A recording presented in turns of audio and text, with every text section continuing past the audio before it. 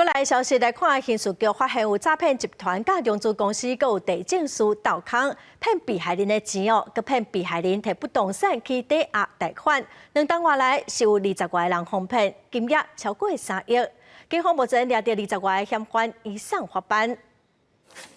几多名警察冲入去要抓诈骗集团的共犯。刑事局今年初发现讲，有几多名被害人拢互同一个诈骗集团骗，甚至有用资公司和地政师涉案。5月，先伫咧台中抓到圣诞车手等10名嫌犯，10月到11月之间，搁再去敲用资公司地政事务所，也甲用资公司卸任负责人和姓所的地政师抓起来。被害人分别遭假投资、假冒公署等手法诈骗后，再引导到特定融资公司后，设定不动产借款。 扣除高额利息及手续费后，由面交车手取走剩余现金。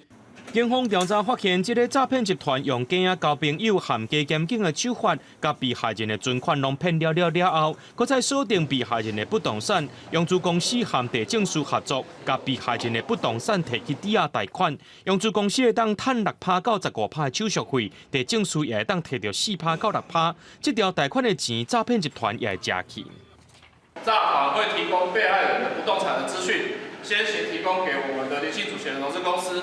融资公司这部分会先找到金主跟配合地政士，先设定好能做多少贷款的额度，配好之后，再由诈团成员告诉被害人去离性主权的融资公司办理贷款。